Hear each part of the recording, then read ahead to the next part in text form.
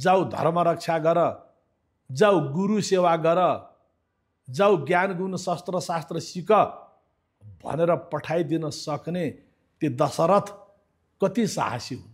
हजुर। बच्चा बच्चीलाई काखमा राख्ने बेला लुगा बिग्रेला, मेकअप बिग्रेला, फोहोर गरिदेला, बच्चालाई बच्चीलाई काखमा राखे मेरो यति मिनट गयो भनेर सोच्ने कोही बुवा आमा हुनुहुन्छ भने आखिर लभको जन्माउने त सीता नै हो नि। अभिभावकमा भावना चाहियो, अभिभावकमा साधना चाहियो, त्यो चेतना चाहियो, त्यो करुणा चाहियो। आहा, म अभिभावक भएँ, म मातृधर्मवाला भएँ, पितृधर्मवाला भएँ, लौ न नेपाललाई नेपाल जस्तो बनाऊ न, नेपाल आमाको जय भन्न सक्ने बच्चा तयार गरौँ न। अब परम्पराको सम्बन्ध त बढी संस्कृतिसँग हुन्छ हैन, संस्कृति हुन्छ अनि फेरि हाम्रा परम्परा हुन्छ। एक्जाम्पलको लागि दसैँ हाम्रो संस्कृति हो, तिहार हाम्रो संस्कृति हो, एक्जाम्पल भनौँ न, अथवा माघे सङ्क्रान्ति हाम्रो संस्कृति हो।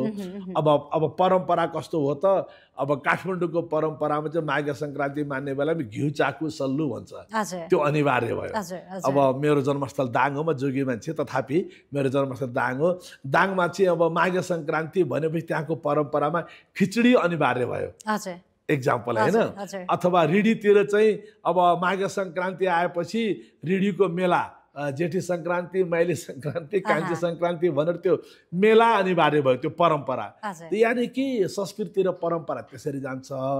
अब संस्कारको जहाँसम्म कुरा छ, संस्कार चाहिँ अहिलेको भाषामा यसरी बुझ्नु पर्ला, घरमा बच्चा जन्मियो योभन्दा ठुलो उत्सव अब अर्को छैन, योभन्दा ठुलो जिम्मेवारी अर्को छैन, योभन्दा ठुलो कार्य छैन। हामीले जुन महाभारतमा सुन्छौँ नि, अभिमन्युले गर्भमै सिक्यो भन्ने कुरा, त्यो सही कुरा हो वैज्ञानिक हिसाबले पनि। आमामा लोभ, लालच, ईर्ष्या, द्वेष, अहङ्कार, नकारात्मकता, अनह्याप्पिनेस, काइन्ड अफ इन्सेक्युरिटी छ भने बच्चामा त्यही सर्छ।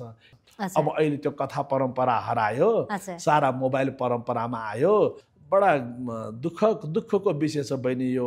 मलाई नसोध कहाँ दुख छ कहाँ। ही और सी में बिकम दी ग्लोबल के भनौँ capacity, global personality, globally intelligent बन्ला, तर उसको भित्री भावना, भित्री चेतना, भित्री व्यक्तित्व, भित्री एटिट्युड, प्रवृत्ति त्यो बनेको छैन भने मलाई त सम्झनाजी भन्न मन लाग्छ त्यो मान्छे झन् बढी खतरनाक हुन्छ। बच्चाले जुन किसिमले बच्चालाई छोइदिन्छ अभिभावकले, स्पर्शले मात्र पनि उसको भावधारा प्रभावित हुन्छ।